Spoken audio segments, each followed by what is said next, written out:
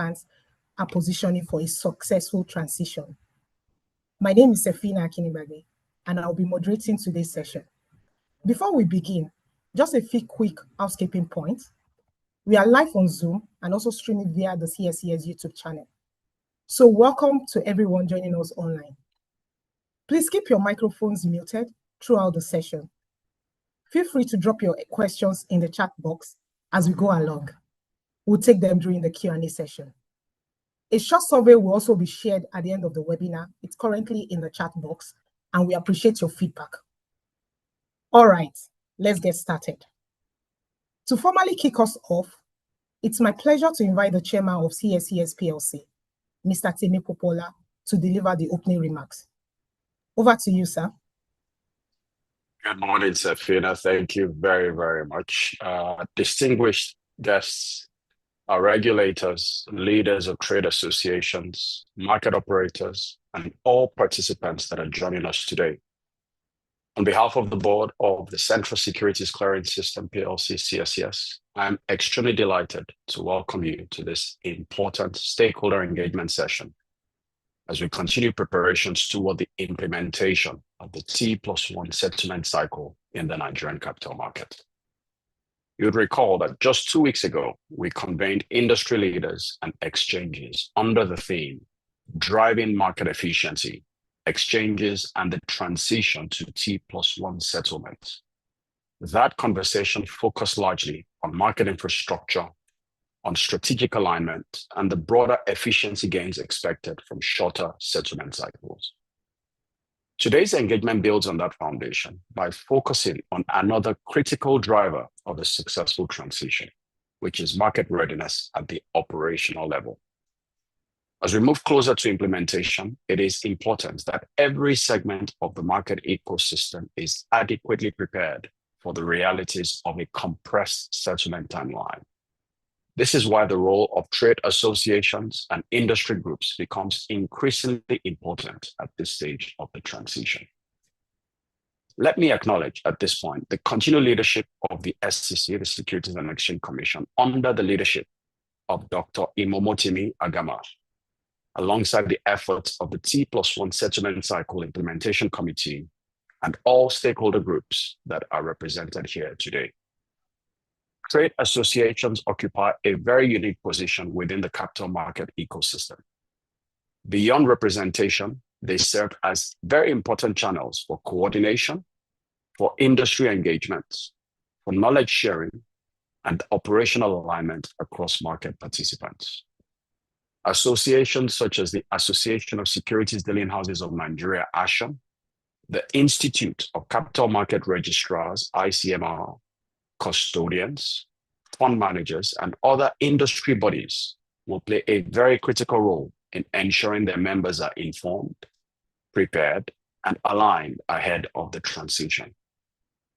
The move to T+1 will require faster execution timelines, more efficient reconciliation processes, stronger liquidity planning, and increased responsiveness across the transaction lifecycle.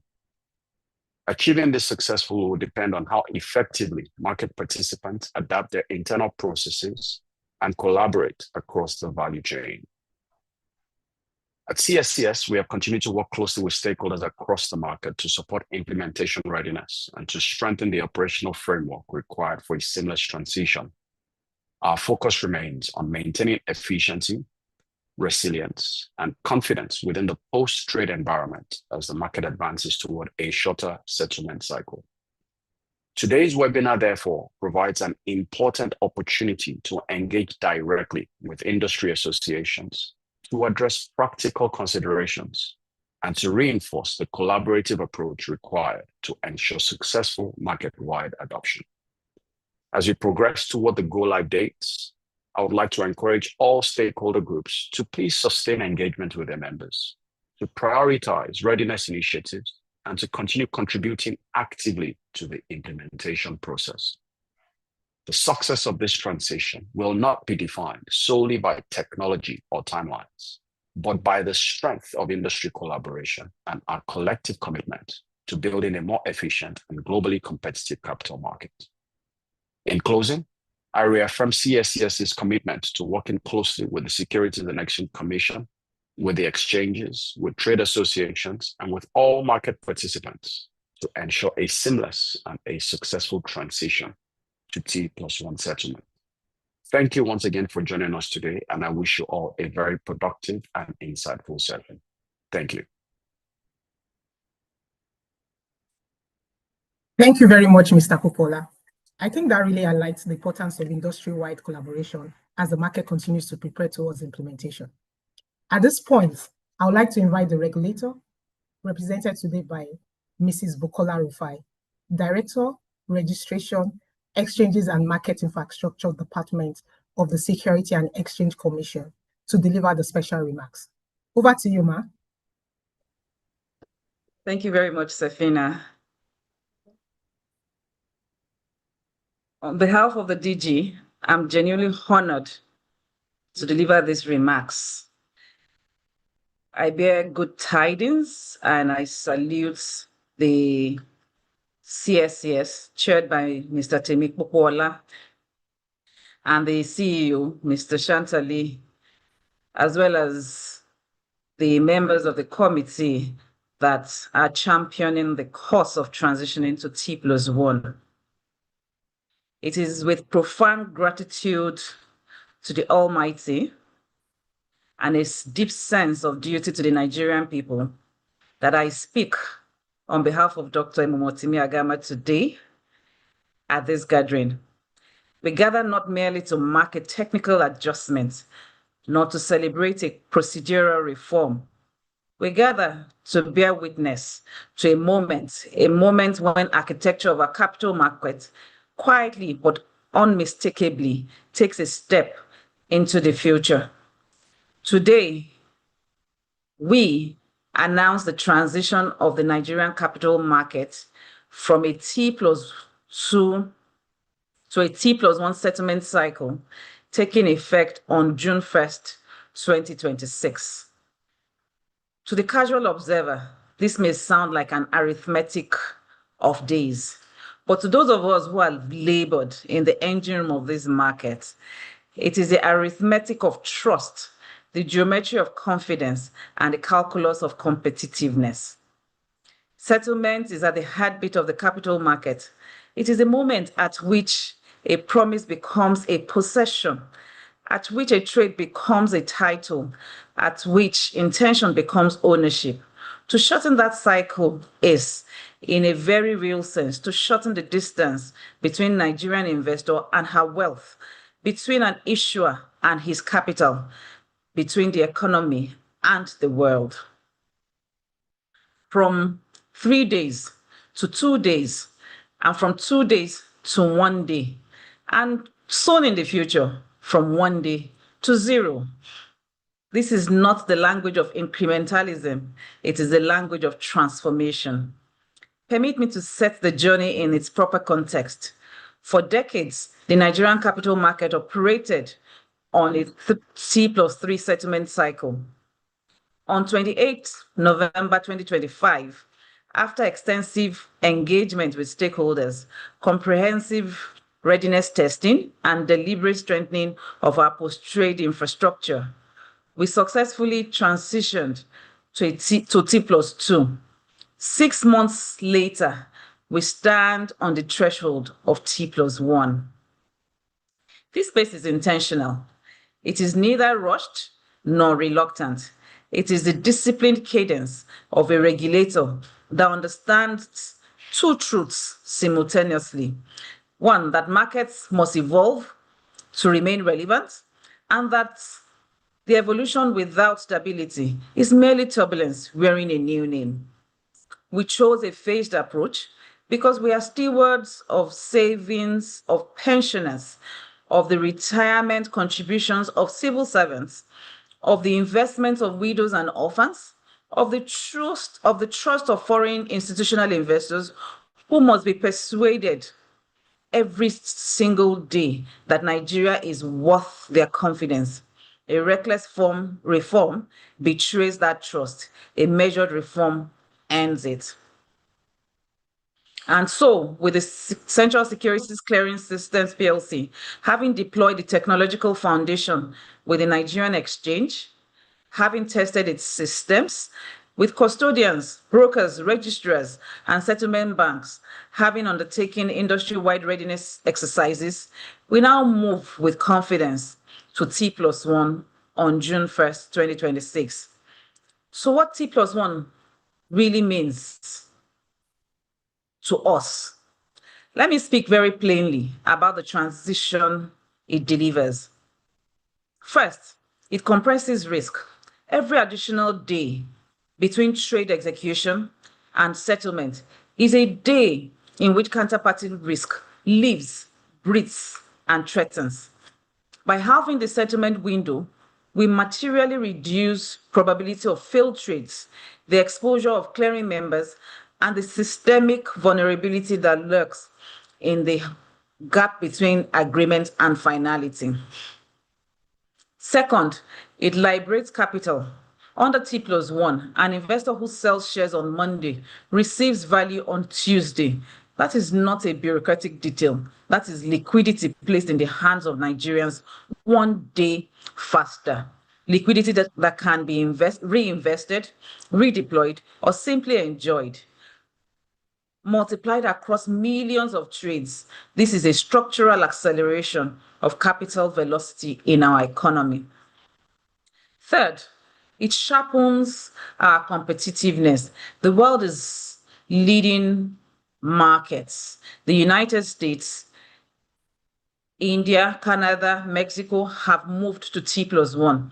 The European markets and the UK are on the path. For Nigeria to remain a credible destination for global capital, we cannot afford to be a generation behind in settlement infrastructure.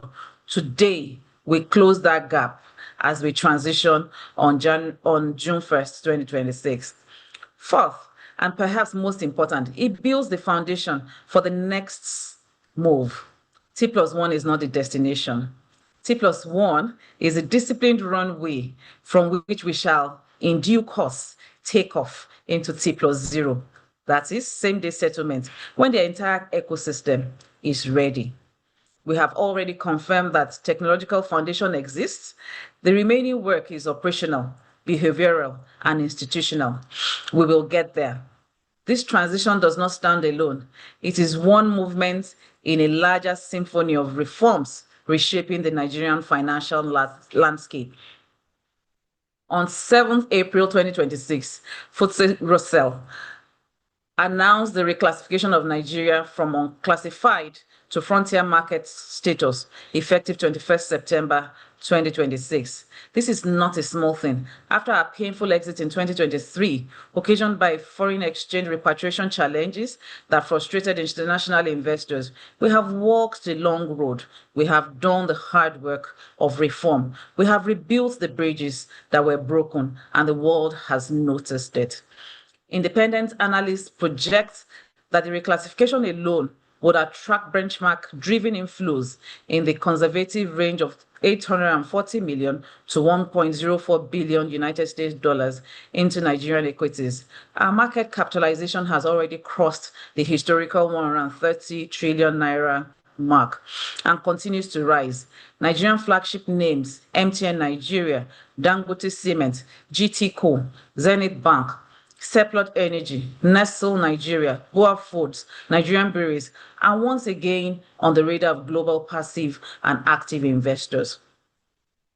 Now consider what this transition to T+1 does in the next context. International investors evaluate Nigeria along precise criteria: the integrity of governance, the depth of liquidity, the predictability of post-trade processes, and yes, the speed of settlement.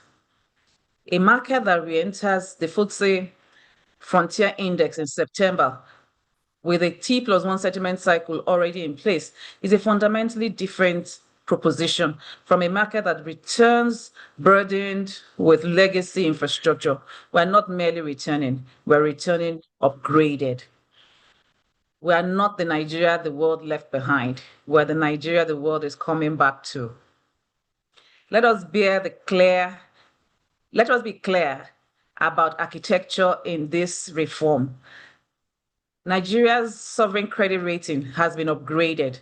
Nigeria has been removed from the Financial Action Task Force, FATF, grey list. Inflation has moderated. The Investment and Securities Act of 2025 has provided the most modern statutory foundation our market has ever possessed, embracing virtual asset service providers, commodities, a strengthened investor protection regime, and operator registration is moving fully electronic.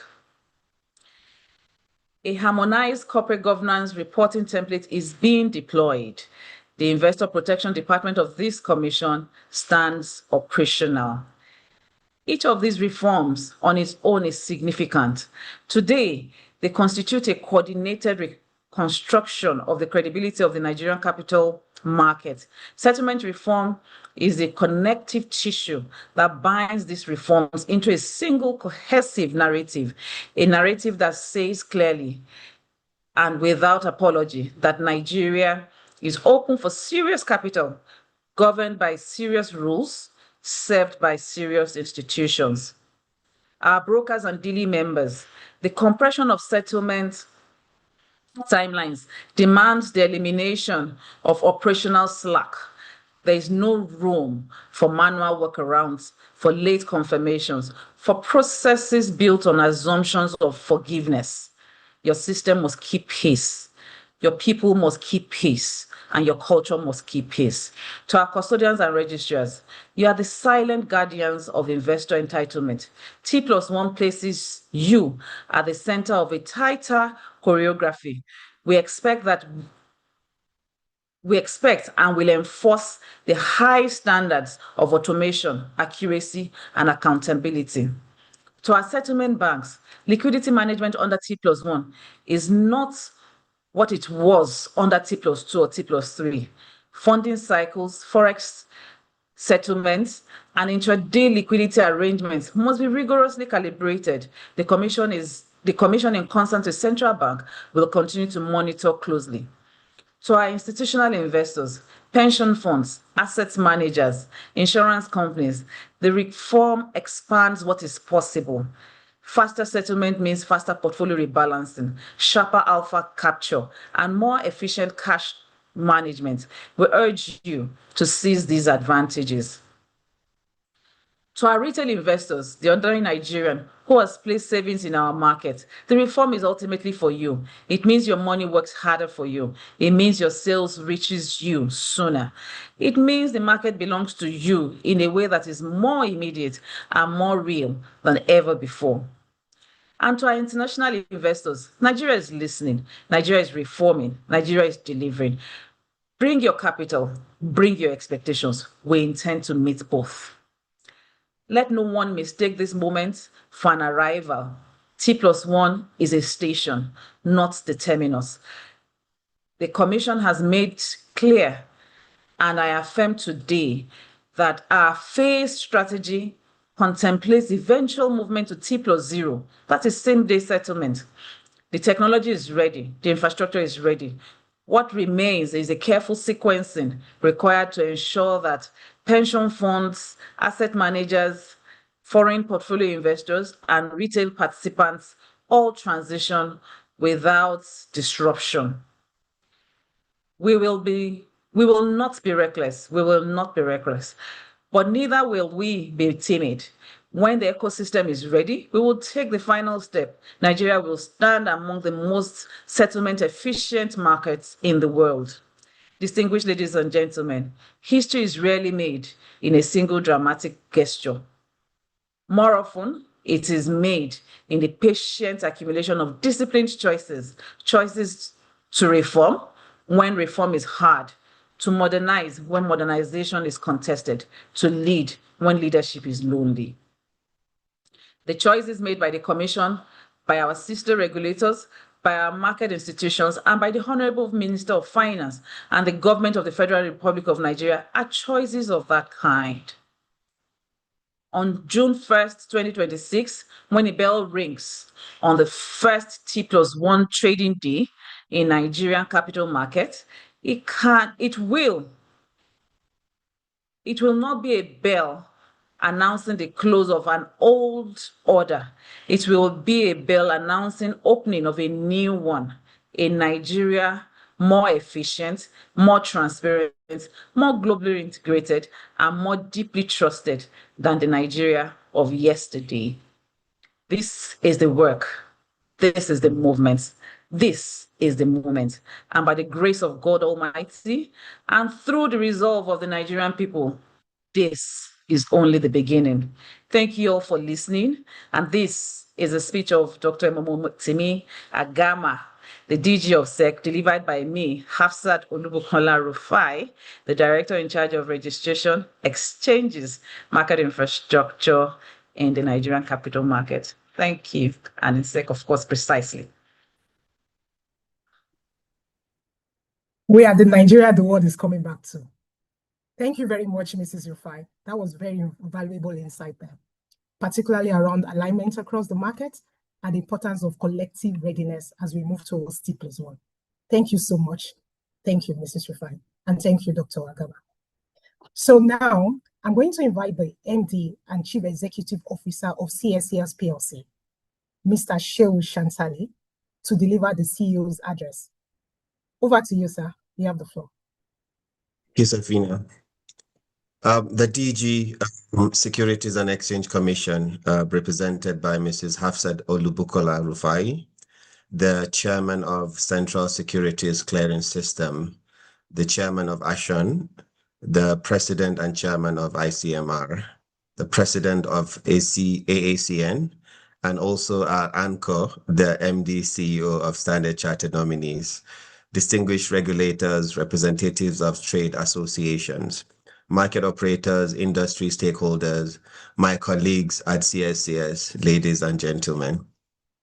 It is a pleasure to join you today as we continue our collective engagement on one of the most significant market infrastructure reforms currently shaping the Nigerian capital market, the transition to a T+1 settlement circle. I would like to begin to acknowledging the leadership of the Securities and Exchange Commission under the stewardship of Dr. Timi Agama, whose forward-looking vision continues to drive transformative reforms across the Nigerian capital market ecosystem. The transition to T+1 is not merely a change in settlement timelines. It is a strategic initiative aimed at positioning Nigeria's market infrastructure in line with evolving global standards while enhancing efficiency, reducing systemic risk, and strengthening investor confidence. At the Central Securities Clearing System, CSCS, we recognize that the success of this transition depends not only on technology and infrastructure, but equally on the preparedness, coordination, and responsiveness of all market participants. CSCS is not only enabling this transition, but is actively shaping the operational, technological, and collaborative frameworks required to ensure its success. Nigeria's move towards T+1 is not occurring in isolation. It is the culmination of a deliberate and progressive reform journey. This is why engagement with trade associations remains particularly important. Trade associations and its members represent the operational backbone of market participation, and their collaboration is critical in ensuring that market-wide readiness translates into market-wide success. The Nigerian capital market has successfully navigated transformational change before. Our transition from T+3 to T+2 settlement was a significant milestone that demonstrated the market's ability to adapt to shorter settlement circles while preserving stability and investor confidence. That transition delivered important gains in operational efficiency, liquidity enhancement, and risk reduction. More importantly, it provided valuable lessons that are now guiding our approach to T+1. The rationale for T+1 is compelling.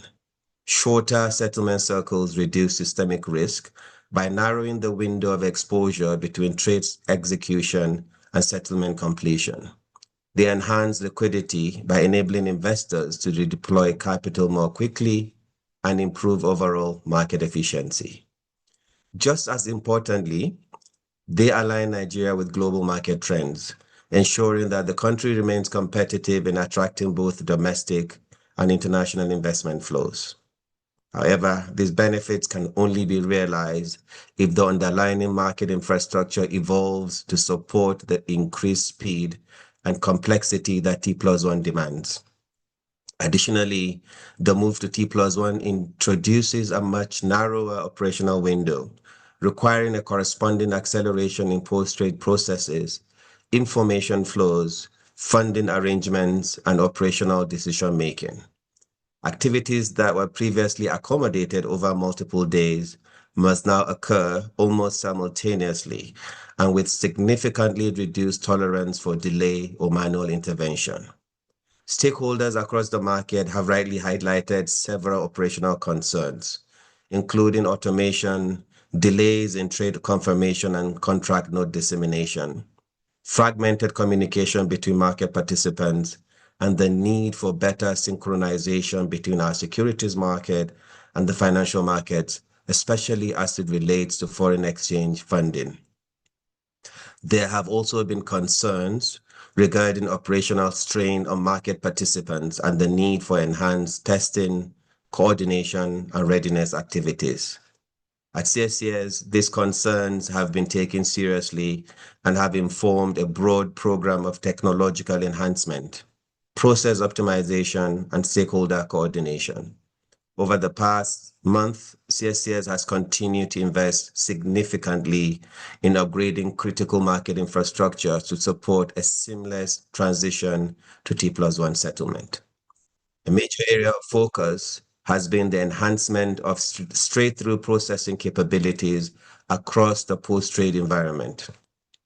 We have upgraded core systems and client-facing platforms with API-driven integrations that reduce manual dependencies and improve end-to-end transaction processing efficiency.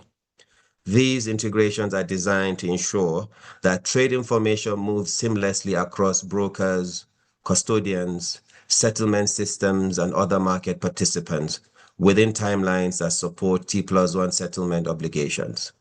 In addition, CSCS has deployed pre-trade and post-trade digital solutions aimed at improving operational efficiency and reducing friction across the settlement chain. This includes API-enabled shared detachment solutions, enhanced custodian portals, and digital self-service platforms that provide market participants with improved visibility, faster access to information, and more efficient instruction management capabilities. We have also continued to strengthen our integration with global financial messaging standards, including platforms such as SWIFT, to improve interoperability with global custodians and international investors. This alignment with international communication protocols is particularly important in facilitating cross-border investment flows and reducing delays associated with fragmented or non-standardized messaging processes. At the same time, the transition to T+1 requires operational discipline and enhanced responsiveness from all market participants. Brokers in particular play a critical role in ensuring the timely flow of transaction information through the market ecosystem. Under a T+1 framework, delays in the generation and transmission of contract notes can create significant downstream challenges, especially for custodians and foreign investors that rely on these documents for funding, settlement instructions, and further transaction instructions. Accordingly, there is a strong need for brokers to ensure the prompt issuance and transmission of contract notes immediately following trade execution. Timely dissemination of trade confirmations is no longer simply an operational best practice. It is a critical market requirement that directly impacts the ability of investors and custodians to meet funding obligations within compressed settlement timelines. Active engagement is ongoing with brokers, exchanges, custodians, and order management system providers to support greater automation in contract note transmission and improve the speed and reliability of post-trade communication. Similarly, the role of registrars remains extremely important within the broader post-trade ecosystem. As settlement circles shorten, the speed, quality, and consistency of data exchange between registrars and CSCS become increasingly critical. Improved data sharing obligations, more efficient reconciliation processes, and timely updates to shareholders' records will be essential in reducing operational bottlenecks and ensuring greater market transparency and efficiency. We believe that closer collaboration between registrars and CSCS will significantly strengthen the integrity and responsiveness of the post-trade environment. Custodians also remain essential to the successful implementation of T+1 settlement. The compressed settlement circle requires constrained execution of both pre-trade and post-trade activities, particularly with respect to funding arrangements, trade instruction processing, and exception management. Better coordination between custodians, brokers, exchanges, and CSCS will be necessary to eliminate avoidable delays and ensure timely settlement completion. In recognition of this, CSCS has continued to enhance custodian engagement frameworks and deploy technology solutions that facilitate more efficient interaction across the settlement ecosystem. Beyond infrastructure enhancements, we recognize that successful implementation depends on continuous stakeholder engagement and industry-wide coordination. Through the Settlement Circle Review Committee and other collaborative forums, CSCS has maintained ongoing dialogue with regulators, exchanges, brokers, custodians, registrars, and trade associations to ensure alignment on readiness activities, operational requirements, and implementation expectations. Importantly, our objective is not simply to shorten settlement timelines. Our broader objective is to build a more efficient, transparent, resilient, and globally competitive market infrastructure that supports sustainable market growth. The transition to T+1 represents an opportunity to modernize operational practices, strengthen market discipline, improve investor experience, and position the Nigerian capital market more competitively within the global investment landscape. As we move closer to implementation, it is important for all stakeholders to recognize that market readiness is a shared responsibility. Technology investments alone will not guarantee success. Success will depend on collaboration, operational responsiveness, adherence to timelines, and a collective commitment to improving market efficiency.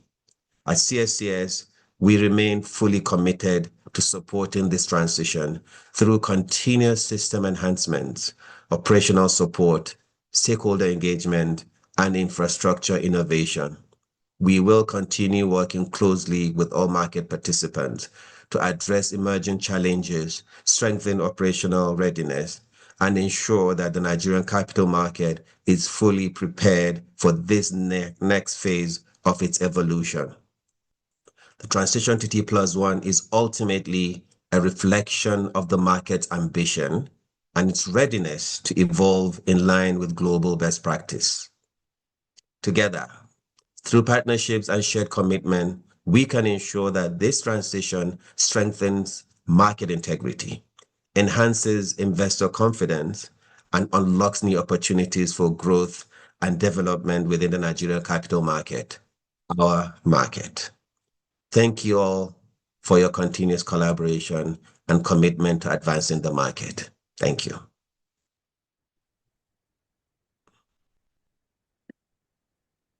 Thank you very much, Mr. Shansali. That was very helpful context. Always good to hear the broader industry perspective and the continued focus on market preparedness and execution readiness. It's good to hear the work being done by CSCS around API integration and automation. These are important enablers that will significantly support faster processing, improve transparency, and stronger operational readiness across the market. Thank you so much, sir. Thank you. Now we move into the stakeholder presentations. Our first speaker today will be speaking on brokers' readiness for T+1, trade execution, funding, and client alignment. This is a very important part of the conversation because brokers remain central to execution efficiency and the client preparedness within the T+1 environment. Please join me in welcoming the chairman of Ashon, Mr. Shende Adinagbe.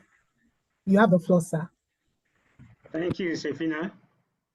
I want to stand on the protocols already established by my very good friend, Mr. Centrally of CSCS. But particularly, I want to say, recognize the presence of our DG has been represented by Mrs. Rufai and the chairman of CSCS, Mr. Timipopola. So, good morning, ladies and gentlemen. It is my pleasure to address this important seminar. It is based on T+1 settlement cycle, a development that represents another significant milestone in the modernization of our capital market and making it globally competitive and relevant.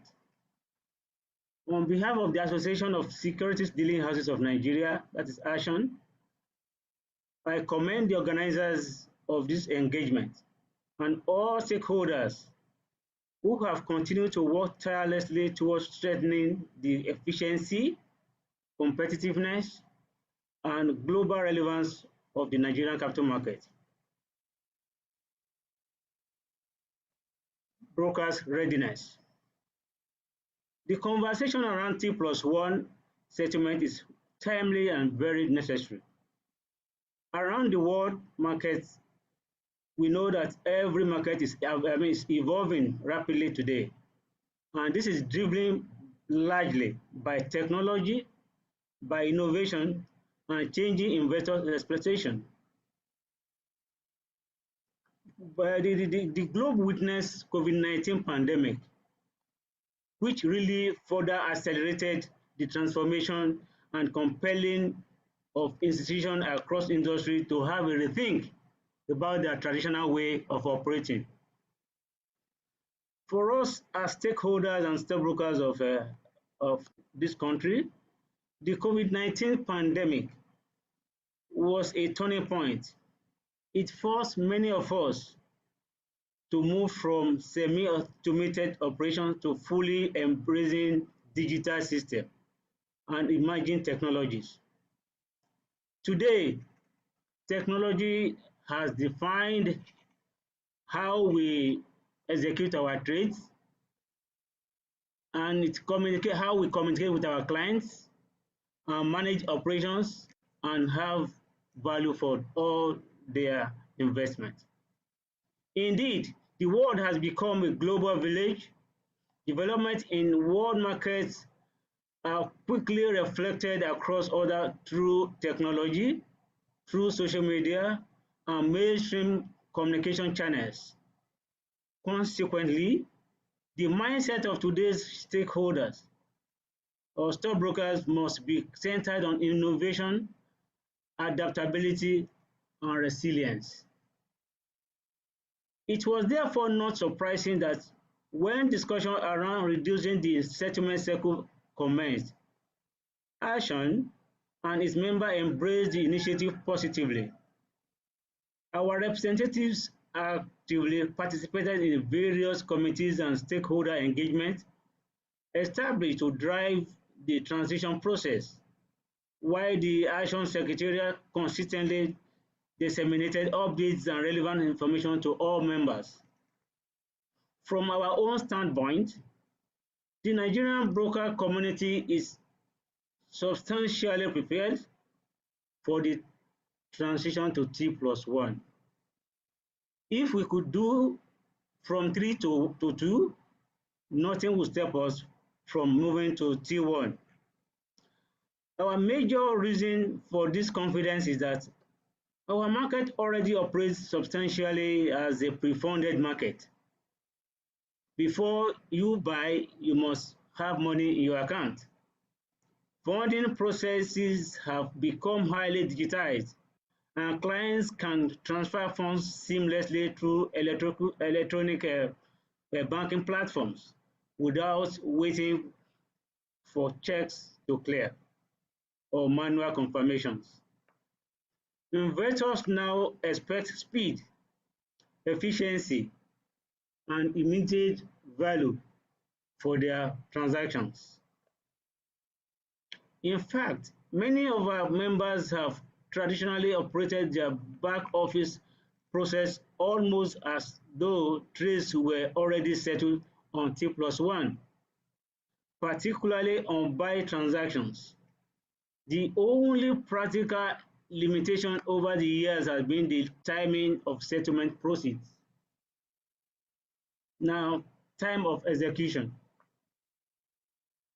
With respect to the trade execution, we do not foresee major disruption, if there is any at all, from migrating to T+1. Why did I say this?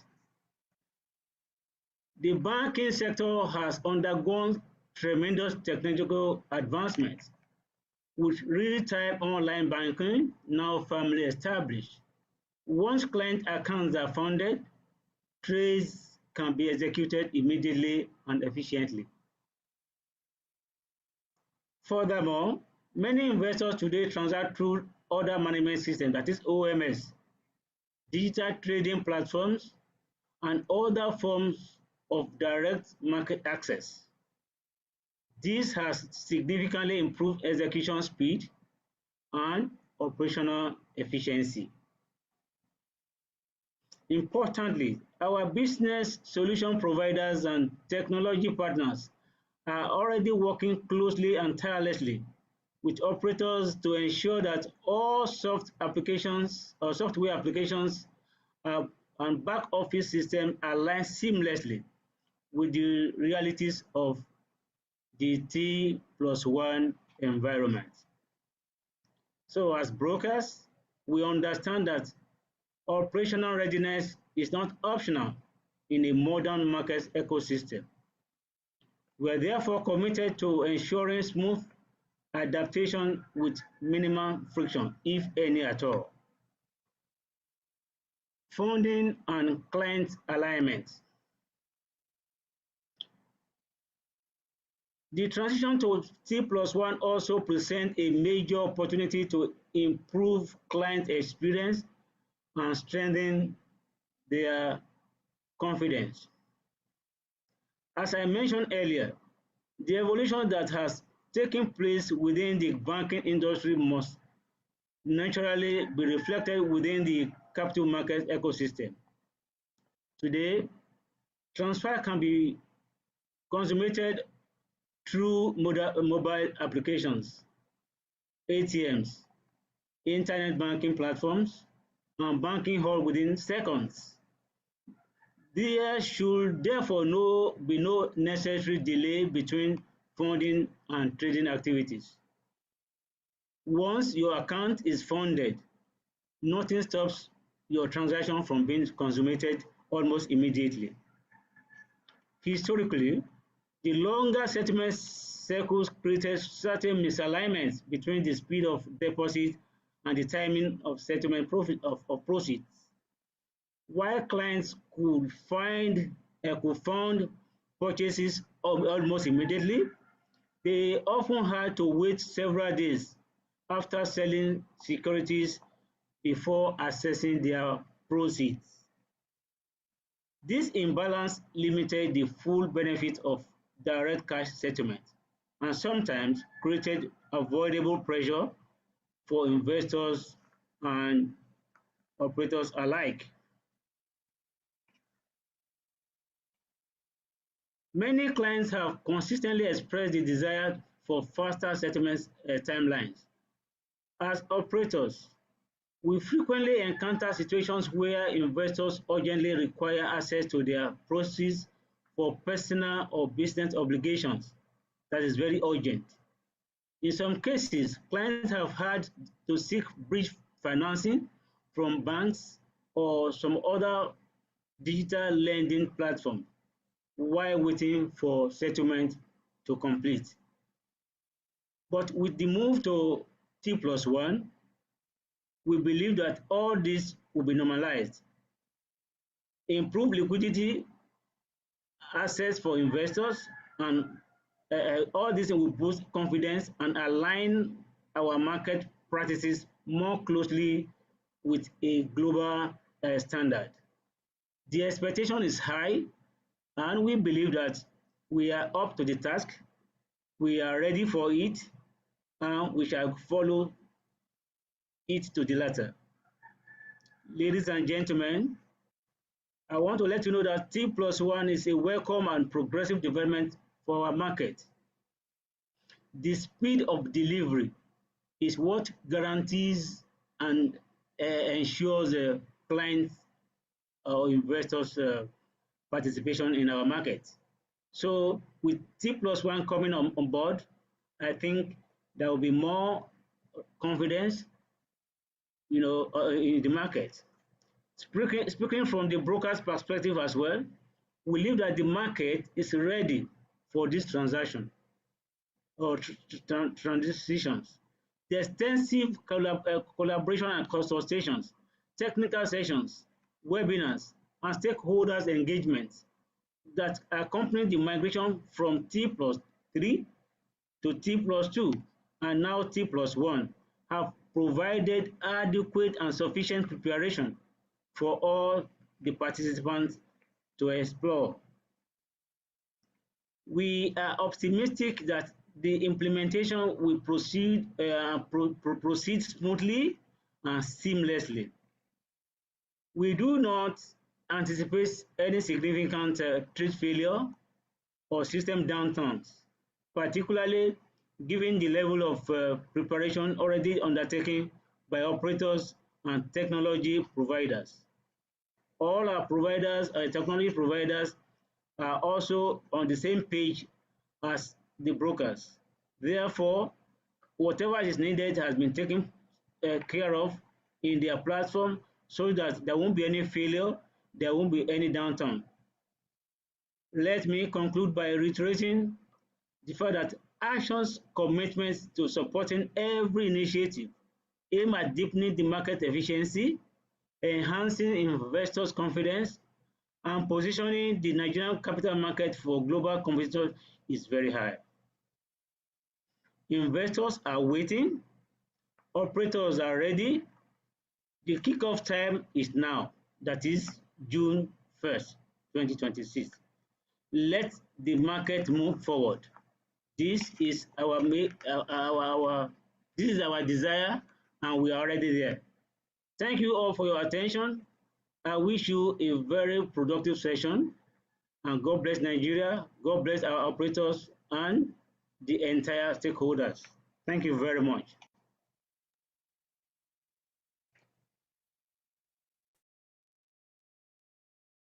Thank you very much, Mr. Adenagbe. Very practical insights, especially around execution readiness and market coordination from the brokers community. At this point, I would like to encourage participants to start dropping their questions in the chat box, and we'll pick them up when we get to the Q&A session. Also, the link to the survey is posted in the chat box. We appreciate your feedback. Next, we'll hear from the custodian community with a focus on custodian operations in a T+1 environment. As settlement timelines shorten, operational efficiency and coordination become even more critical across post-trade processes. Please join me in welcoming the president of AACN, Association of Asset Custodians of Nigeria, Mr. Babatunde Majiagbe, fondly called TMAJ. Over to you, TMAJ. Thank you very much, Safina, and good morning to everyone. I think it's important to mention the fact that this journey has taken us a while, and we're happy that we're getting to this point and this phase of execution. So Distinguished regulators, the DG of the SEC, ably represented by Mrs. Rufai, the chair of CSES, and thank you, Mr. Temi Kukola, for all the engagement we've had over the couple of months. The MD of the CSES, Mr. Shehu, Shantani, colleagues, market participants, ladies and gentlemen, thank you for the opportunity that has been given to the custodian community to also share its readiness towards the transition to T1 equity settlement. No doubt this is a very significant milestone. And like I said, when we had the webinar towards T2, I mentioned the fact that this is about the biggest capital market project that we're having in Nigeria. And I dare say that this is actually the biggest capital market project that we're having in Nigeria. Nigeria stands to becoming the first African country to implement this transition. And it in itself sends a strong message about our ambition, the innovation, and of course, the leadership of the regulator. Whilst this is a moment of pride, but it's one that also calls for continuous, careful collaboration, execution diligence, as we move to the last phase of these engagements.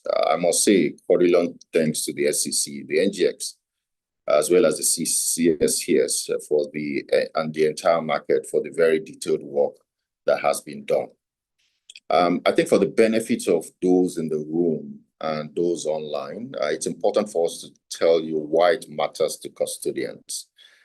This transition provides an opportunity for us to also educate the market on what we do and what our role is. As custodians, we do not participate in trading activities. We participate in post-trading activities, i.e. we are technically known as post-trade agents. And why do we do that? We do that because we safekeep assets for clients, we settle trades, we provide asset servicing and corporate action roles, as well as regulatory reporting and compliance.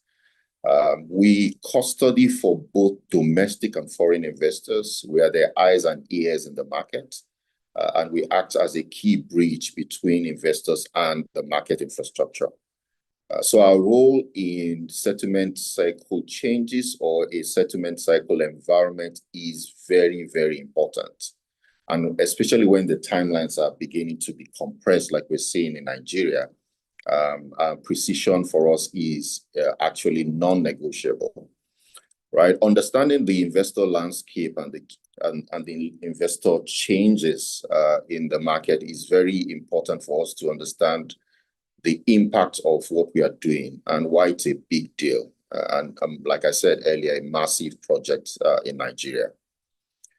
For domestic investors, the implementation is largely relatively straightforward. But the process is a lot more complex when we talk about foreign portfolio investors.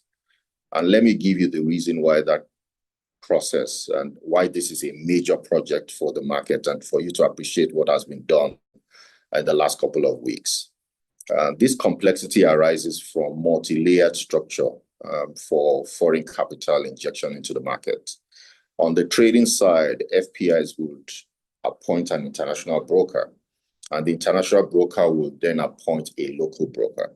On the post-trade side, foreign clients, FPIs, estates, offices, pension funds, international asset managers would appoint a global custodian bank who would then appoint a sub-local custodian, the community in which I belong.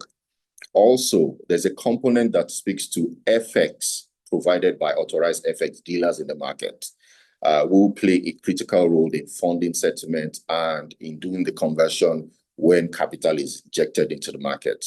The FX market currently has a settlement cycle of T+2, but given where we are moving in terms of settlement change, the FX market and authorized FX dealers in the market are considering T+0 to support this change.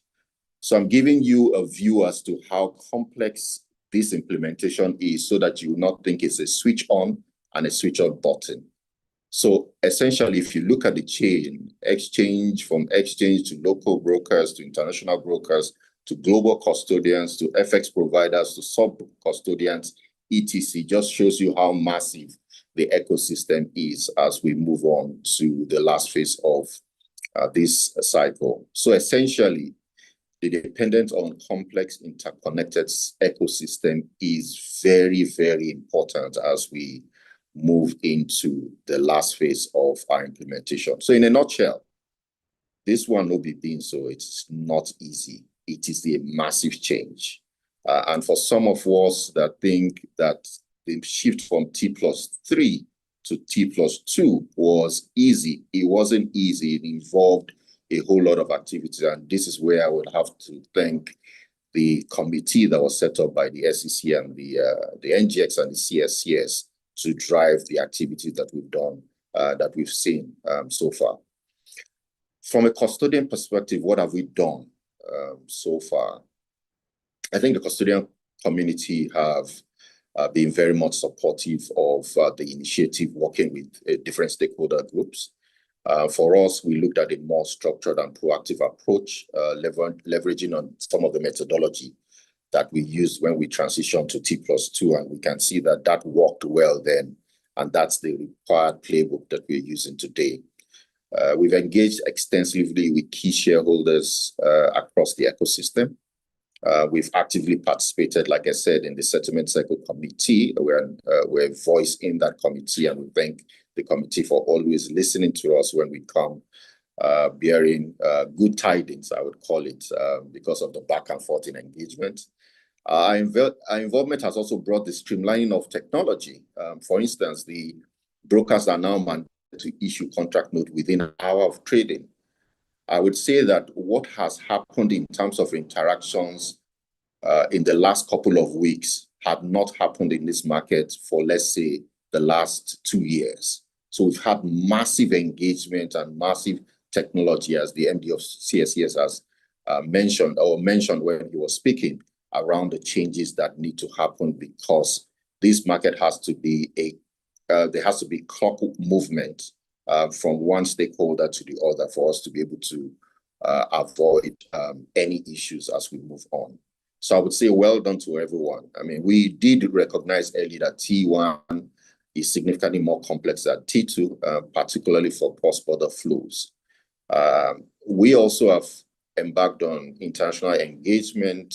We participated in April at the Network Forum in London, where we held meetings with foreign investors on the sidelines, thanks to the Central Bank of Nigeria, who was ably represented by the Central Bank Deputy Governor, Economic Policy, as well as the Director of Financial Markets, as well as the CSCS MD, who was there in person to listen to all the engagement and all the concerns that were raised by lots of investors, and essentially to see how we can align expectations. So for us, I think it's very important to say that client engagement, investors, stakeholder engagement is very critical as we move on to the last phase of our go live. In terms of from the operational front, we've modified our internal processes as well as systems to indeed accommodate shorter timelines. We have been engaging continuously with other stakeholders to see as we shorten what other areas can we provide efficiency, where there's even on the pre-trade side, leading into the post-trade, so that end-to-end investors are happy investing in Nigeria and putting Nigeria on the map as an investment destination of choice. As custodians, I would like to emphasize that we have restructured our operations in readiness for T1. We remain fully committed to partnering with the SEC, the regulator, the CBN, the government of Nigeria, because this appears to be also a national project, as well as market infrastructure and providers as we move on into the last phase. We continue to support the objective of the Capital Market Master Plan, past and present, in developing the Nigerian market. Most importantly, I would say we're supporting our clients, both domestic and foreign, through this transition. I understand that for some it's not an easy movement, but for others it's slightly easy, and we're working closely with them to ensure that this transition does go live without or with minimal hitches. I would like to particularly thank the Securities and Exchange Commission, and I have to emphasize this, for also being a listening regulator. In particular, there were certain shifts that had to happen in the market so as to accommodate some of the challenges that we'll be facing, or that we were going to be facing from a funding perspective. And I'd like to thank the SEC for agreeing that settlement should now be done in the afternoon rather than 8 a.m. In the morning. And we're grateful for this shift. It clearly shows that there's a need for us, for us to move grounds on many levels to accommodate the shortening of the cycle. And this supports arranging funding, access to FX markets. Like I said, FX market will now be at T0 for equities, given this shift. And of course, in terms of completion of settlement within the T1 cycle.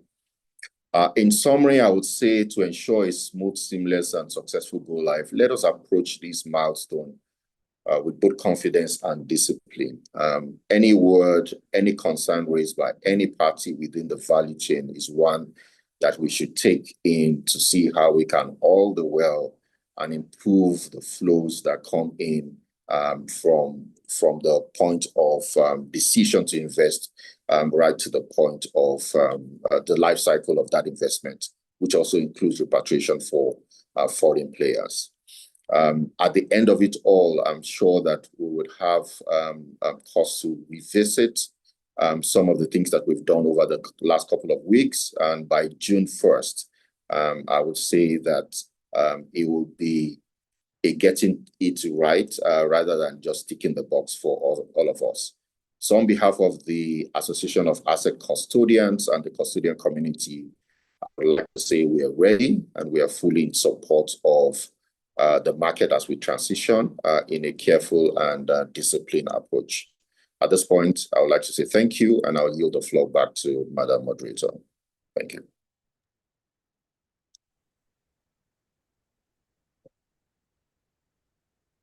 Thank you, Timaj. It is indeed a massive change. Very insightful perspective. Good to hear the operational readiness and the role custodians continue to play in supporting market stability through the transition. Thank you so much. Now, let's shift the focus towards the registrar community and post-trade processing. Our next session will cover registrar process realignment for T+1, ensuring timely and accurate post-trade processing. Please join me in welcoming Dr. Catherine Nwosu, President and Chairman of Council, ICMR. You have the floor, Ma. Yeah. Good morning, good afternoon, good evening, depending on the part of the world where you are joining from. For us in the registrar community, this is a very, very interesting development because where we sit, we are like the banks. We're like the banks because on daily basis, we receive inquiries from both investors and potential investors. And the questions they are asking are not just about dividend. They ask several questions. And one key question that they keep asking is, I want to sell my shares. If I sell my shares, when will I get my money? So the moment we got information about this particular webinar, we spread it across our shareholder network because it is important for us that when there is a market change, we'll give them the information so that they can hear from the professionals themselves. So thank you so much for this opportunity to be speaking. Thank you, SEC, CSCS, and all the other stakeholders whom we relate with on daily basis to attend to these shareholders. I'll be speaking about what the registrars are doing, how prepared we are for this particular exciting journey in our capital market.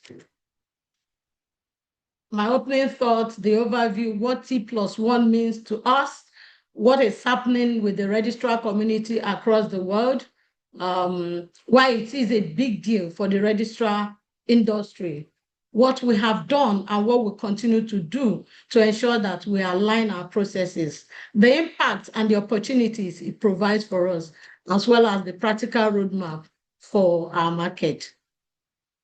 Speed is no longer a competitive advantage. Rather, it is actually a market expectation. As the capital markets across the world evolve, we cannot remain behind. Globally, settlement cycles are shrinking.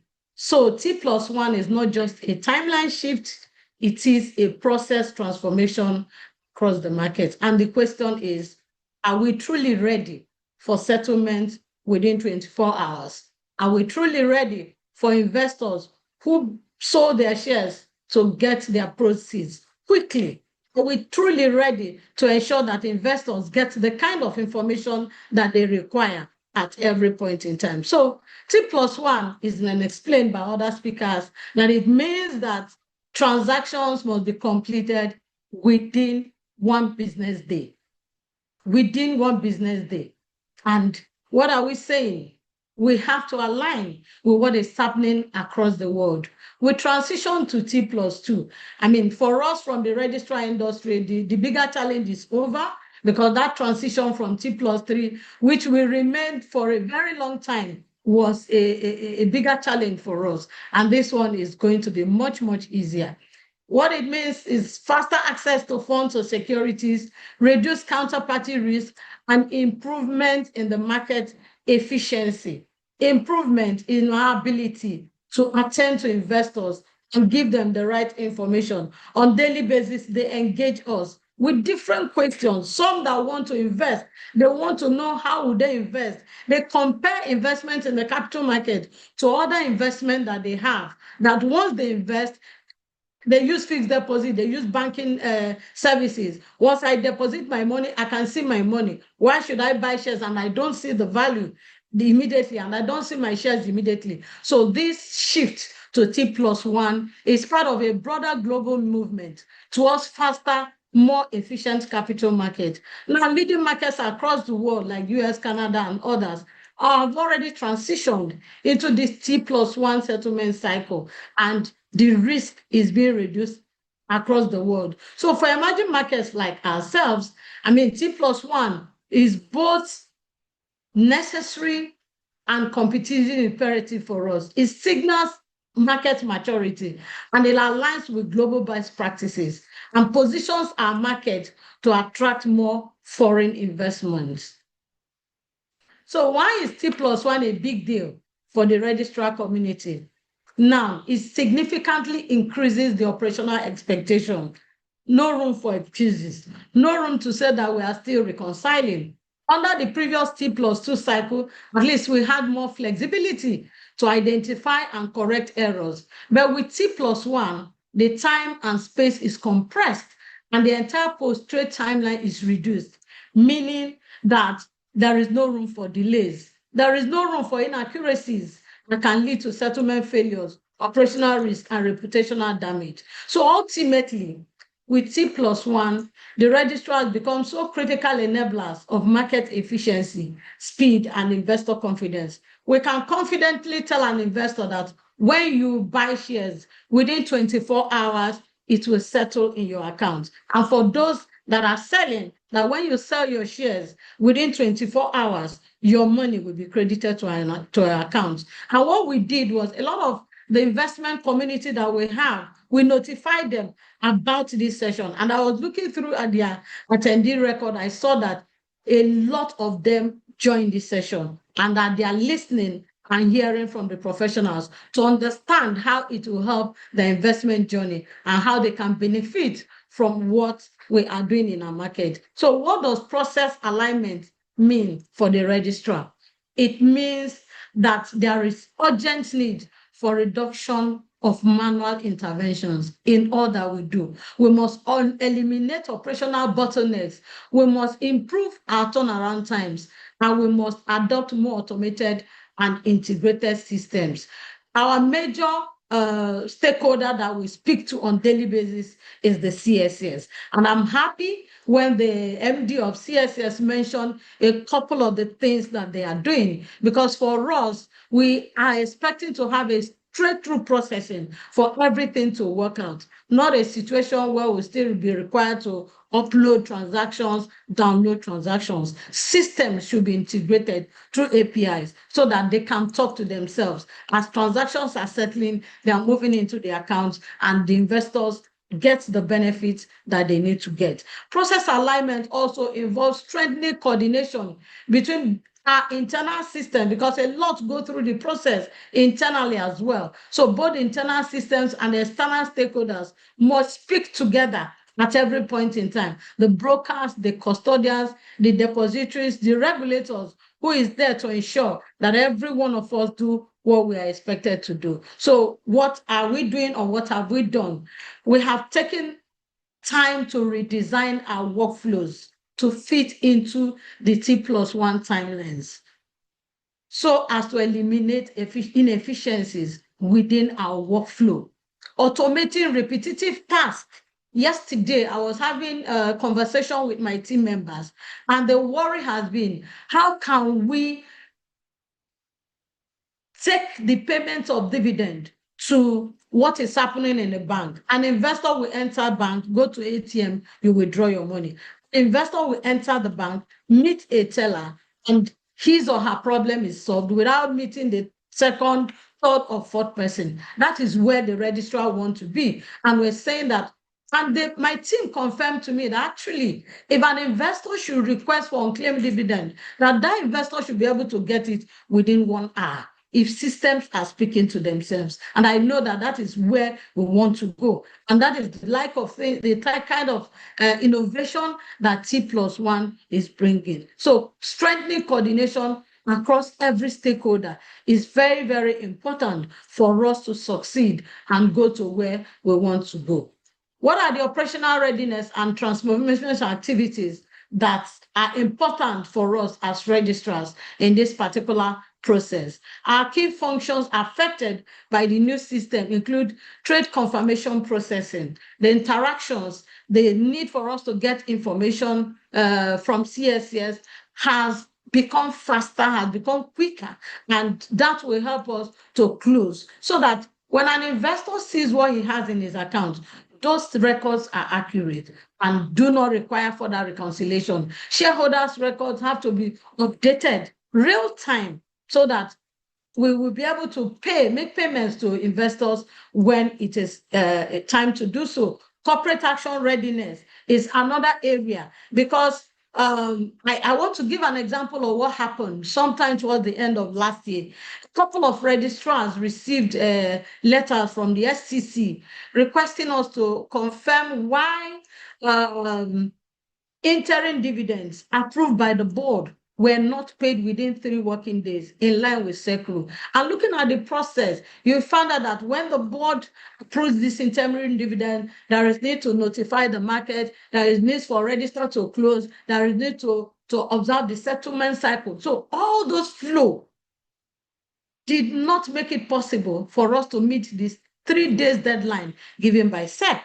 And of course, we started engaging the different parties to make sure that when interim dividends are approved, within 3 working days, investors should get their money. So this reduction of settlement cycle is a step in the right direction to help us achieve this. For corporate action generally, we are very good at that, because in fact, once dividend is approved at AGM, we have achieved 2 minutes payment within 2 minutes of approval of those dividends by shareholders. So it is the part of the interim dividend that is still a work in progress. And we believe that by the time the interim dividend time comes around towards the end of this year, we will be able to achieve that deadline given by the regulator. All the intention is to make sure that investors get their benefit, that the people and the organizations that are paying this dividend don't take undue advantage of the information they have. So the critical success factors for us are automation, data accuracy, system integration across the value chain, operational discipline within the registrar community, stakeholder alignment, and stakeholder engagement. Automation is no longer optional for everyone. Manual downloads and uploads are no longer existent in a lot of countries.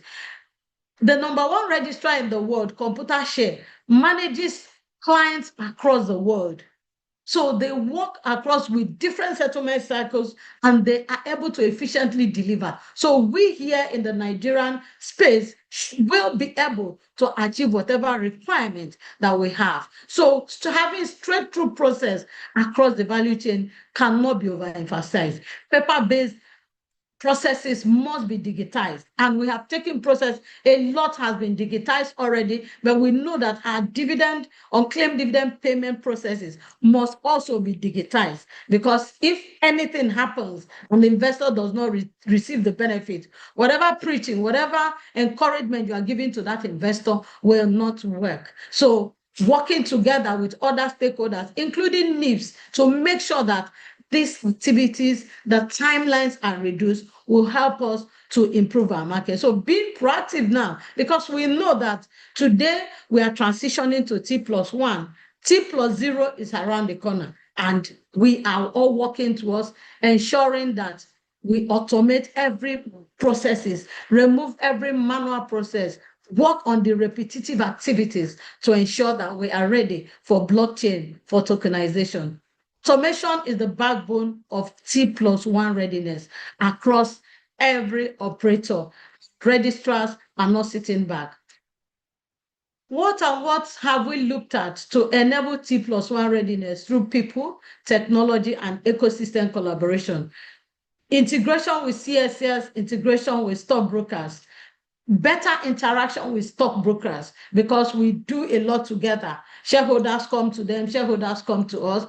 At times the process will start through them and end with us. At times they have to come to us before we refer them to stockbrokers. So better interaction across that value chain is important. So systems must talk to each other seamlessly. We cannot overemphasize that process. People and capacity readiness. Staff must be skilled, responsive, and tech-enabled. We have taken our time to begin to train our people towards these processes, towards this flow, to make sure that we're able to monitor what is going on, because it is very difficult to recover money that people have taken. So to make sure that you are paying to the right person at the right time within the shortest possible processing time is very, very key to us. Collaboration across the ecosystem. T+1 success depends on the operators in the capital markets, the registrars, the stockbrokers, the custodians, the exchanges, the CSCS that sits at the settlement of every transactions that happen in our market. No weak links should be allowed. And the registrars are saying we cannot be the weak link in this entire process. What are the impacts of this new dimension in our market for the registrars? Faster settlement cycle, increased investor confidence. Because there are times that you explain to an investor that he has to wait for 2 days before, two business days before receiving proceeds. They will pour their anger on you. And they will tell you that they want to sell their shares because they have an urgent need. So waiting longer time is frustrating for them. So as the settlement cycle is reducing, it is cheering news for us, because investors will be happier. When they are happier, we also were happier. Operational risk will be reduced significantly and market liquidity will improve. And what is the risk of not adopting? Of course, there will be failures across the system. There will be financial penalties, because SEC has spoken to us of what they are doing and how they are standing to ensure that this process succeeds. So reputational damage will be there if we don't adopt, and loss of investor trust. We know that when investors don't trust our market, their money will go elsewhere.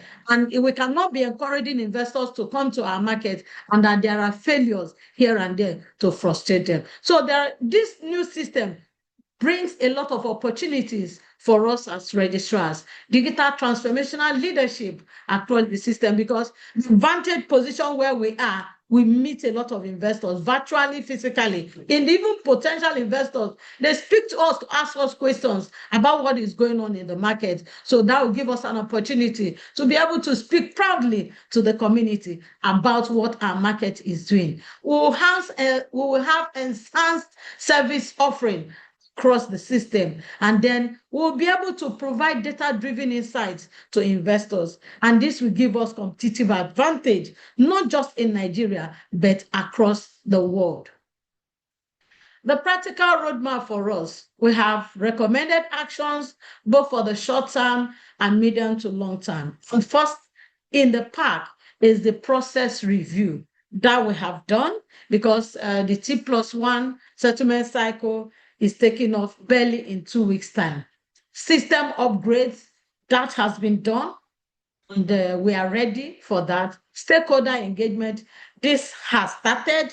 This will continue, because after this webinar, we will engage our stakeholders to find out whether they understood what has been said today. And for those of them that were unable to join this webinar, we'll let them know the outcome of this webinar and what it means to them. Every gap analysis that will be created by the new cycle has actually been reviewed, discussed, and dissected. And then what we need to do has been identified. Staff training, this is non-negotiable. We have started. It will continue both in the medium to long-term period. And then automation rollout, that is in progress and is something that will continue to do. Innovation, innovation, innovation. We cannot deal without doing innovated. So readiness checklist, we have taken time to look at our checklist, what we need to do, what we have done, and how we're moving forward. And I am saying here that for us, the key takeaways on my final note is that T+1 is a transformation, not just an adjustment. Speed must be matched with accuracy. Registrars are very critical stakeholders to the success of what we are doing, and we understood that. Readiness requires people, processes, and technology alignment. And my closing statement, I say that the future of settlement is faster, smarter, and more connected. And the time to adopt T+1 and prepare for T+0 is now. And the registrars are very much ready for this new transition. Thank you so much, everyone, for listening, and have a blessed day. The need for process alignment and the importance of timely post-trade activities within the T+1 framework is indeed important. Thank you very much, Dr. Wilson. We can actually see the energy from the registrar community. Please continue to drop your questions in the chat box, and we'll pick them up when we get to the Q&A session. Now, let's take a practical look at ongoing readiness activities and implementation efforts across the markets. Please join me in welcoming Mrs. Onome Komolafe, Divisional Head, Business Services and Client Experience at CSES PLC. You have the floor, Mrs. Onome Komolafe. Thank you. Okay, thank you very much, Madam, and good afternoon to everyone. And huge thanks to all the presenters before now. I will quickly take this presentation on behalf of this T+1 Settlement Cycle Implementation Committee. My name is Onome Komolafe. I am responsible for business services and client experience at the CSES, and I also lead the T+1 Settlement Cycle Implementation Committee. Before I go into this presentation, I just want to express my gratitude to every member of the committee, without whom we would not be here today, for the amount of work and the level of responsibility that has been shown towards ensuring that this implementation goes live. I would also want to say a big thank you to the MDC of CSES for leadership and guidance on this, Mr. Shehu Shantali. I will quickly go into the presentation. This speaks about T+1 driving market readiness trade associations and the transition to the T+1 settlement cycle. The outline will start from the introduction and the global momentum towards T+1. We will look at the limitations to the current cycle and the rationale for transitioning to T+1. What are the expected changes to market structure? What is the target operating model for T+0? What would it look like? The technical gap analysis when you compare T+2 with T+1, our technology and infrastructure readiness. We'll also look at the trade default mechanism. How would that be managed? The stakeholder engagement and market readiness. We will review the timelines and also look at the command post framework, which really speaks to issues resolution as we transition on the command center, and then we'll also look at the key metrics indices. Now we're familiar with this. We had moved to T+2 November 28, 2025, and that was a transition phase for the intended move to T+1. We are literally 17 days to go live June 1 on T+1 as we transition. Again, this is just alignment with global momentum. We have countries, and this has also been mentioned by other speakers before me, in terms of the global momentum towards T+1. And so the movement from T+2 to T+1 by the Nigerian market is a clear alignment with this global momentum. While we agree that there have been a lot of gains transitioning from T+3 to T+1, but it is also important to admit that a longer settlement cycle gives more risk, and so we see that we still have continued exposure to settlement and counterparty risk. Again, there's delayed access to capital because you now have effectively a 3-day turnaround period in terms of investment, and then there's reduced alignment with global market standards. And so these limitations, of course, drive us to look at the rationale for transitioning to T+1. We understand and we agree that shortening the settlement cycle reduces the risk around systemic kind of operational issues that may arise from a lengthened cycle. And so risk reduction is a key rationale for reducing settlement cycles. There's also enhanced liquidity because, again, capital can be quickly redeployed. And so this will improve overall markets liquidity and capital efficiency. I've spoken to the need for global alignment, and also the fourth reason we should consider is around the market modernization.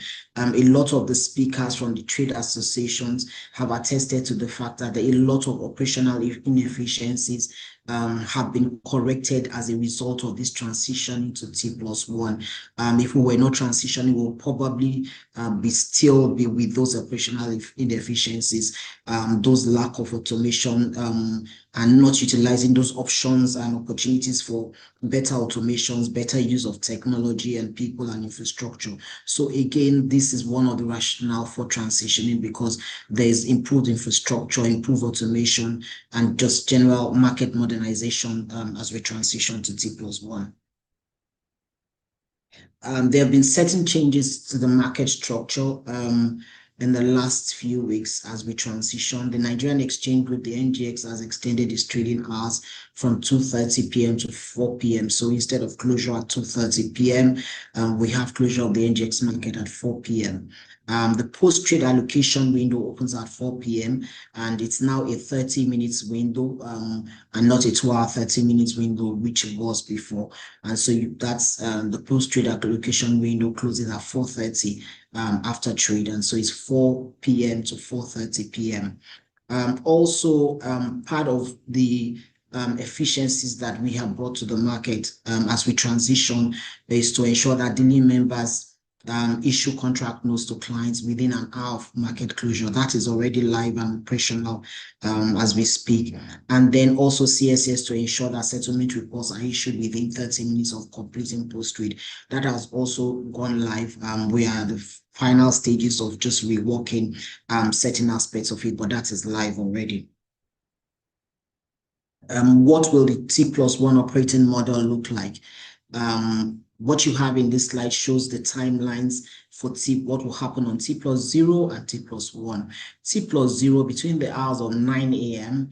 And 4 p.m., there will be trades across the various exchanges. The exchanges are open for trading to execute trade mandates, and matching will be done. And then the exchanges will send in market closure and trade confirmation to CSCS between the hours of 9 a.m. to 4 p.m. 4 p.m. to 4:30 p.m. The post-trade allocation window opens at the NGX and closes at 4:30 p.m. And then post-trade operational processes are completed and CSCS will generate settlement reports. Now at 5 p.m., the CSCS will send the first advice to stakeholders, across the market, the custodians, the brokers, the settlement bank.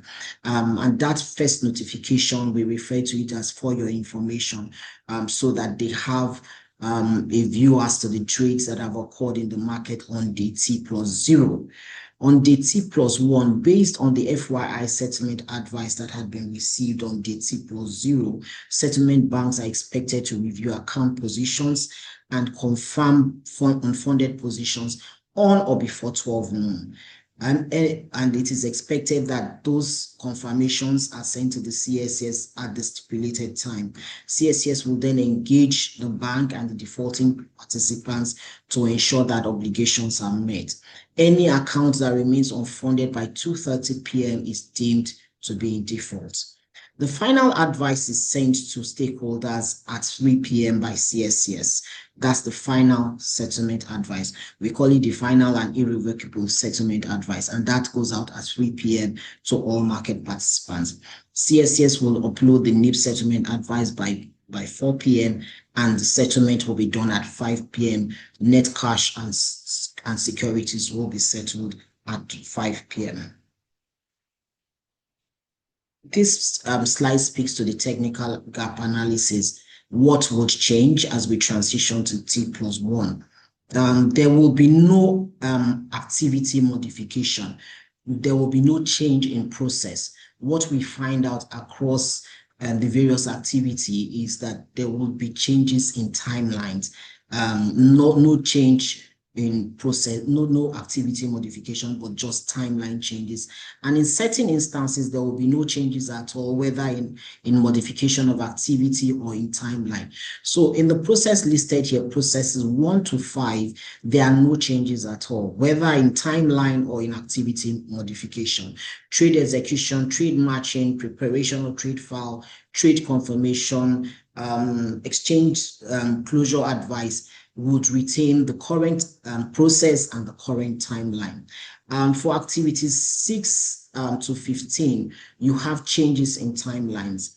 Again, because the settlement cycle has been reduced by 1 day. So the end of trade and settlement report generation, there are changes in timeline. FYI goes out on T+0. The trade default mechanism also will speak a bit more to that in more details. But there will also be changes again around changes in timeline for reporting of unfunded accounts. Also the final settlement advice going out on T+1, on T+1 and not on T+2 as we have it today. And then the NIP settlement advice as well. There will also be changes in terms of when net cash settlement, security settlement is done, which is of course going to be on T+1. And the processing of cash transfers also on T+1, and then dealing members processing cash transfers also on T+1. Post-settlement reporting, which occurs today on T+3, will not happen on T+2.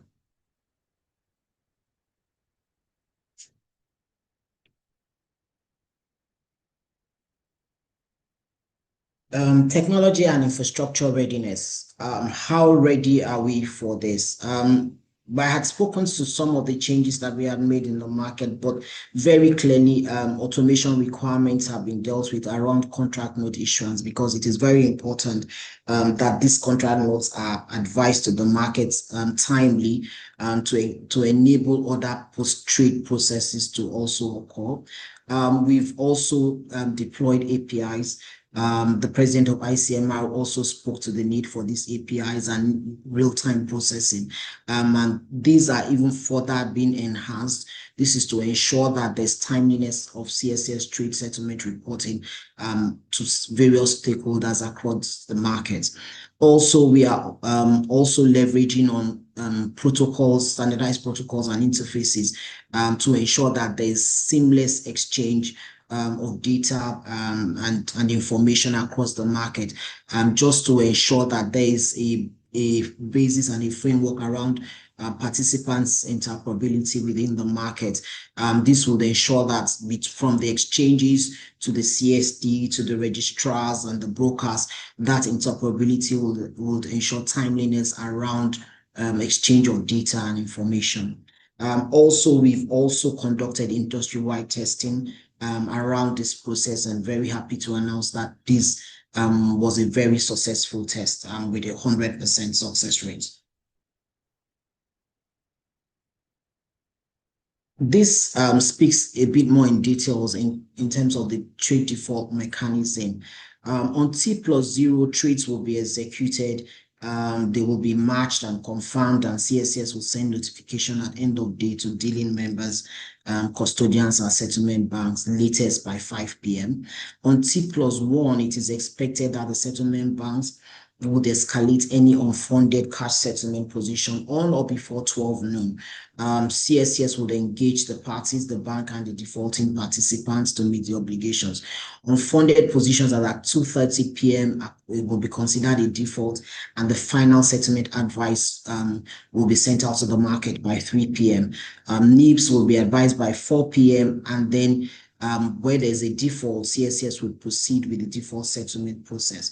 This involves the default member being cautioned in accordance with the settlement framework, which has been advised to the market, and then the bank would appoint a broker to whom the cautioned securities will be transferred for sale. Now, in the event that there are price differences when this restitution of position is being made, the settlement guarantee fund is available to cover price differences.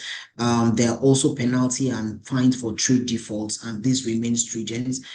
We have a regular reconciliation position that is done today between CSCS and post-trade members. And in all this will ensure that there's strict compliance in terms of reporting and adherence to the SEC guidelines. Again, just to re-emphasize that the pre-funding rule remains in place to mitigate failed trades. Market readiness and stakeholders engagement. This webinar is part of that stakeholder engagement.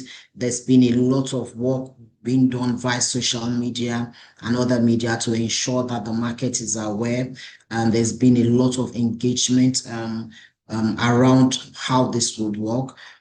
We've received a lot of feedback and a lot of changes have been made based on the feedback that we have received around settlement timelines, around advice to the market in terms of trade advice, contract notes, and we believe very strongly that the market is ready, and this has been confirmed by the speakers before me in terms of the readiness to move on to T+1. But again, this is 17 days to go live on June 1. We will continue to engage the market. We will continue to take feedback as may be necessary, but just to say that as a market, we are ready to go live on June 1. This slide speaks to the implementation timelines and the key milestone. If you review this carefully, you will see that currently we are at sensitization sessions, which is March to May. Settlement framework has been concluded, gap analysis report has been done, system and SOP upgrades have been done, successful testing and change management has been concluded. So we are currently at the sensitization session, and go live, sorry, this is an error. Go live date is June 1, not May. It was May, but due to the expected holidays in the last week of May, that was changed to June 1. And then the post-implementation report would be in June. As part of the Go Live, we have instituted a command center framework. This is to ensure that there is coordination around incident report, We track key performance indicators. We ensure timely resolution and communication, and then the escalation points for critical issues for management attention across the markets. The structure and the composition of the command center is stated here. There will be a lead, there will be technology support team. There would also be a communication office around this. There will also be process owner and business leads comprising of all stakeholder groups within the market in order to provide subject matter expertise around issues that may occur. There will be an operations team to just monitor workflow execution, and then there will be risk and compliance representation to ensure that there are no breaches in terms of policies and regulatory frameworks. It's 17 days to go live, and we want to very much expressly thank every member of the market, every section of the market, for the support that we have received as a committee towards ensuring that we go live June 1 on this. And we want to state that there would be complete adherence to the pre-funding rule to ensure that there's market stability. We maintain our commitment to readiness and continuous adaptation. We are still open to feedback, but just to say that as a market that we're ready. And then we also want to believe that we will continue to collaborate very actively during this stabilization period post go live, as when compared to when we went live for T+2, we really had no issues post go live, and we believe very strongly that there will be no issues post go live on T+1. Thank you very much.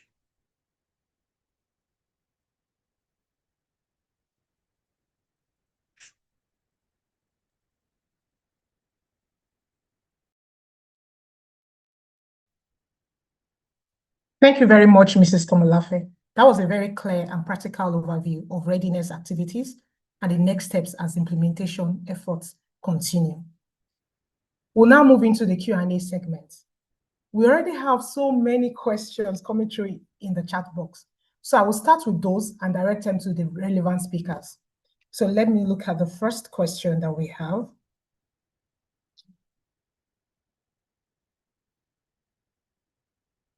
So the first question that we have is from Felix Ebosa. And the question is to CSCS. So Mrs. Komolafe, I think I will direct this to you. How is CSCS handling these issues? One, synchronization of information between CSCS and the NGX trading engine. For instance, when an account has been updated on the CSCS successfully, sometimes it still shows as suspended on the trading platform. Two, delays in the receipt of daily trade reports and settlement advice. Three, non-receipt of X alert by some clients while their accounts are being debited for the service. That's the question.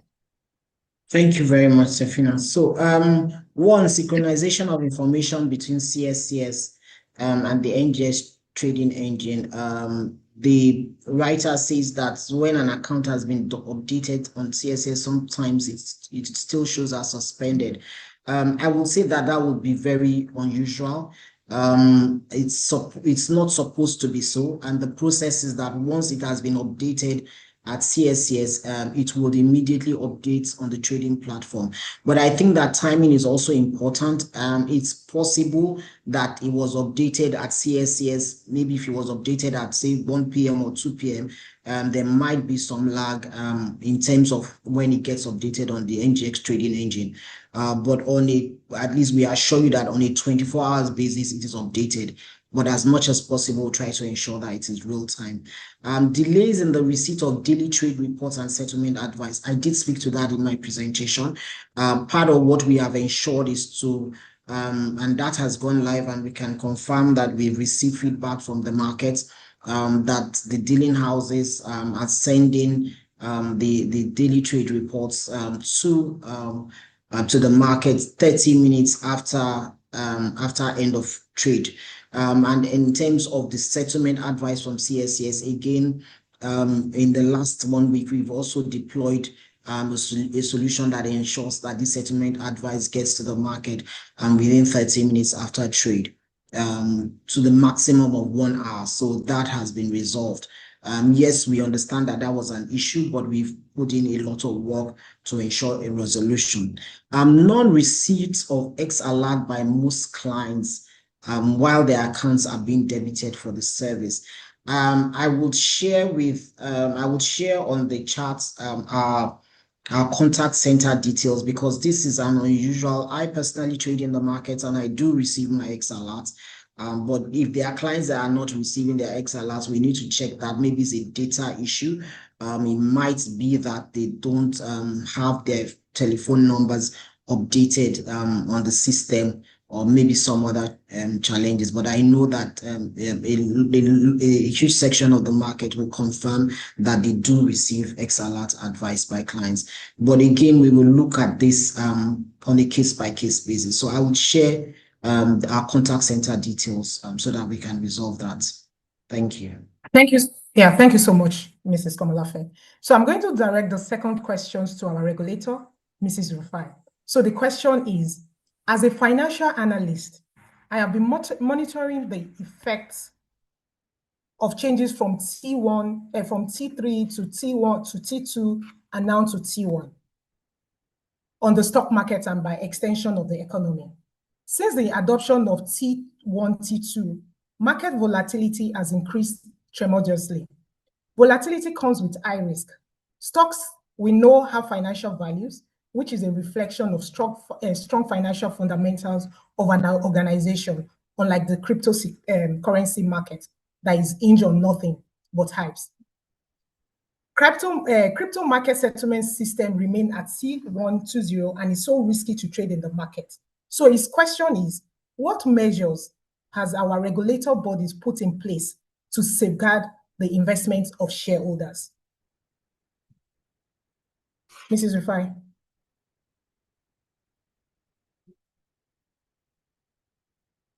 Thank you very much. Investor protection remains a cardinal responsibility of the Securities and Exchange Commission. And we know that oftentimes disputes may occur in transactions. It's not expected, but they can occur.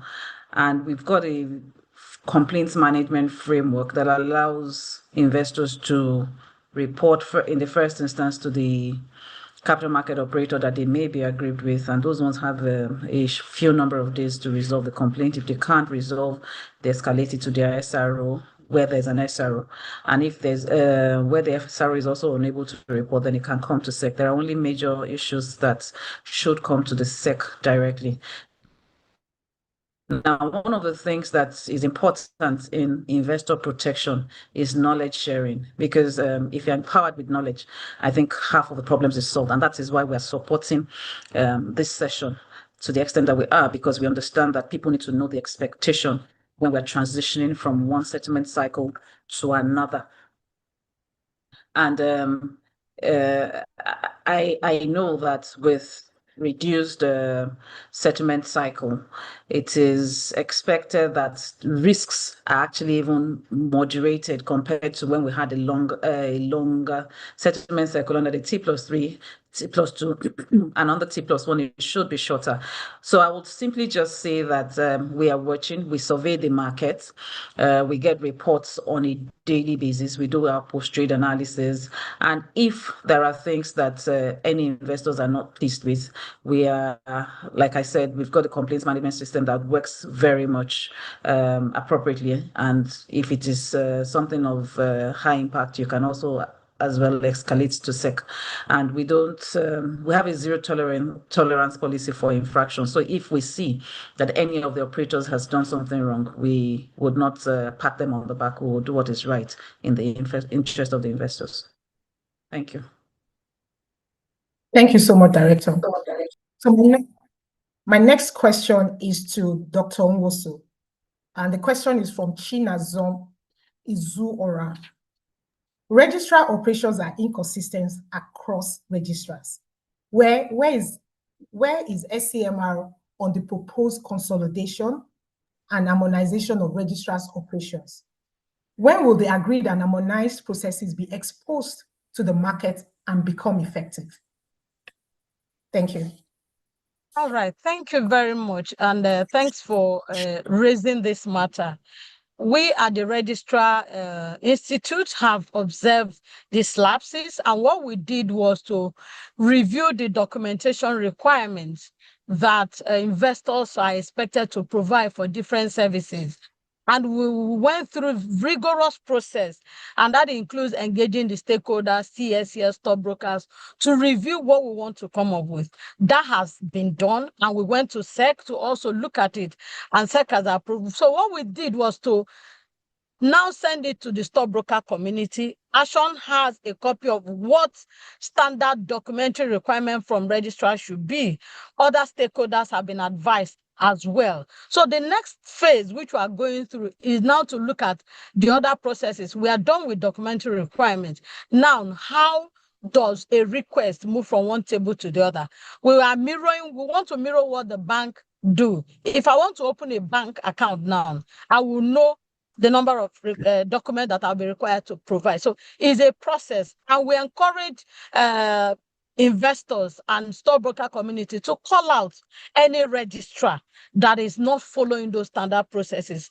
We have also planned within our system to send mystery shoppers across various registrars. We know that where we're coming from is not very good, but we know that we're on a journey, and we are definitely going to change that. Before the end of this year, we will see a lot of improvement in the way registrars attend to investors and how we handle other requests. And let me speak specifically on transmission, because I also saw a question on transmission. We are centralizing the transmission request so that once you approach a particular registrar, that is going to be the endpoint. Investors will not be required to be moving from one registrar to other. We've engaged some parties that are working on, because it's what technology is going to do for us. Before the end of this year, we'll come to the market to let the market know how far we have gone with that process. So every pain point that investors are facing with registrars are being systematically addressed, because I'm also an investor and I've also faced challenges with the process and all that. So be rest assured that very soon you begin to see a lot of changes in what registrars do and how we attend to investors. Thank you very much. Thank you, Dr. Osu. We actually have a lot of questions around, for the registrars. So maybe if you have any email address or a contact, right, where we can direct all those questions, because a lot of questions when it comes to the registrars. So the other question, I'm going to direct it to you, both of you, you and Mrs. Komolafe. The question is from Mr. Bola Shotubo. What accounts for difference between CSCS stock holding statements and the registrars? Then another question, which I also want to quickly add to this, is also for Mrs. Komolafe. It's around the testing. I know you addressed that in the first webinar session we had about 2 weeks ago. The question is around all the testing that was done, was it successful? If it was not successful, what was done to address that so that it won't encounter when we move to T+1? Thank you. Please, because of time, I want your response to just be, just straightforward, and so that we can take more questions before we end the session. Thank you. Okay, I was waiting for Dr. Ngoso to take the question on the differences. But I think, Dr. Ngoso, should I go ahead or you want to do that? Yes, please go ahead. I'm dropping my email address on the chat box so that every other question can be sent. Please go ahead. Okay, so I think the question is differences in CSCS statements and the registrars. Just to say that the CSCS statements would be based on the end of trade settlement period, which is, for example, T+1, and then the registrar update is done post settlement, which is T+2, as we move on to T+1. So that's one reason I would probably think that there will probably be a difference, but it's not something that should occur so often. What you should find out is that the CSS statement and the registrar statement should actually be the same thing at any point in time. But again, I have stated the contact center details. If there are any specific ones that we need to resolve, we are very happy to look into that. The second question was around testing. Yes, testing was done 100% successful. We did not have any challenges at all. Thank you. Okay, thank you. Okay, let me just speak on statement. You know that we have investors have shares that are already in the records of their stockbrokers, and they have some that have not been dematerialized. So when you look at the registrar statement, you see both dematerialized and non-dematerialized records as well. And you also see records of even unlisted equities as well as your dividend information. So as Onome explained, the difference between the time the transaction gets to CSS and when the settled transaction gets to registrar, if you inquire on the day you traded or before the records gets to registrar, you might just see that difference. But by the next day, that difference regularizes for stock on the trading position on our CSS. Thank you. Okay, thank you. So I'm going to take just one more question because of time. And this is also to you, Dr. Owusu. I think Dr. Owusu and Mrs. Komolafe.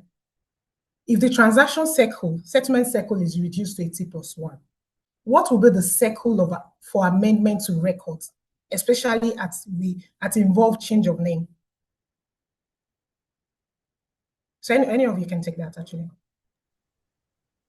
Okay, for change of name, it depends on the point where the investors send their request. If the investors send their request through the stockbroker, it will be routed through CSS and then come to registrars for updating. But if you come to registrar, it's something that will be done instantly once you have documentary evidence to show that this is your old name, this is your new name, and you are the owner of shares. So it doesn't take more than 24 hours for that to be changed.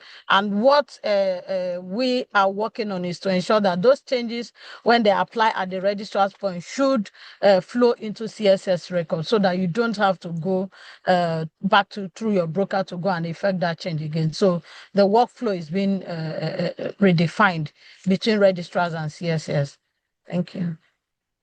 Thank you so much. So we've come to the end of the Q&A. Apologies, we can't take all the questions, but like what I said, all those questions are actually more to do with the registrars. So Dr. Owusu, you said you're going to drop your contact in the chat box so that all those complaints... Yes, I have done that. I have dropped my contact at the chat box. Thank you. Okay. Then we've also put in the survey link in the chat box. We'd like to hear feedback from everybody. So thank you. So as we wrap up today's session, let me thank all our speakers for sharing their insight and perspectives. Today's discussion has shown that successful transition to a T+1 goes beyond timelines. It requires readiness across the entire value chain, from execution and funding to custody operations and post-trade processing. What is encouraging is the level of collaboration and engagement we continue to see across the market.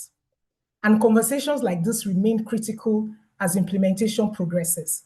To everyone who joined us today, both on Zoom and via the CSCS YouTube live stream, thank you for your participation and engagement. And to our speakers, once again, thank you for your continued support and contributions towards strengthening market efficiency and readiness. Have a wonderful day ahead, and thank you once again. Thank you. Thank you. Thank you. Thank you very much, Selina. Thank you.